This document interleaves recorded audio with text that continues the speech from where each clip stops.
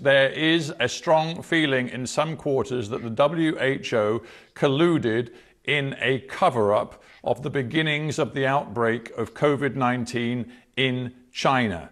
Is that the case? Oh, absolutely not. Your boss, Dr. Tedros, the head of the WHO, went to Beijing, and in the course of his conversations with Xi Jinping and others, he heaped praise upon the Chinese response to COVID-19. Now, knowing what we know, do you deeply regret that? Can I interrupt you at this point? It is really important that your viewers understand exactly what Dr. Tedros was doing. He was praising the way in which the Chinese government responded to the outbreak when they realized what was going on. They did the number of things that every other country should be doing. They informed their people what was happening. They reinforced public health services. They repurposed hospitals, and they got the whole of government to focus on the need to stop movement out of Wuhan, to stop the disease spreading elsewhere in the country. That was praised because it was the right thing to do. Other countries have done the same, particularly countries that were affected by SARS in 2003.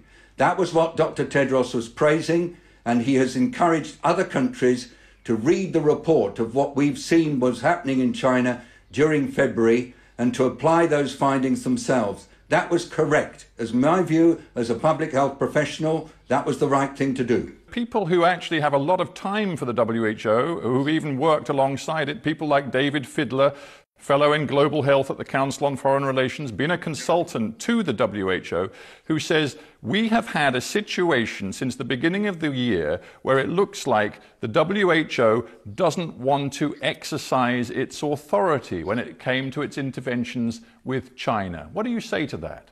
The World Health Organization has been very clear since the middle of January that there was a sense that this was a major and serious disease. On the 14th of January, that concern was expressed in press briefings and other communications, and it's been the same ever since. Take this virus seriously.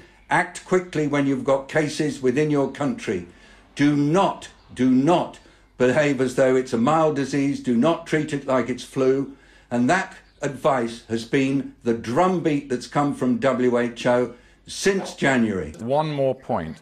Taiwan. The government of Taiwan says that it sent information to you at the WHO in late December describing their fear that human-to-human transmission of COVID-19, we didn't call it that then, but we now know as COVID-19, was already happening. They say they got no response from you, and there are many people concerned that because of your WHO's close relationship with the Chinese government, that anything that came from Taiwan was not taken seriously. Is that true? Well, that's not true. So let me just give you the facts as I understand them. And I want to stress I was not working for WHO at the time. I started working as a special envoy initially at the end of January. Now, on the 31st of December, China reported that it found a cluster of pneumonia-like illness in Wuhan, in Hubei province. And that report went to the WHO.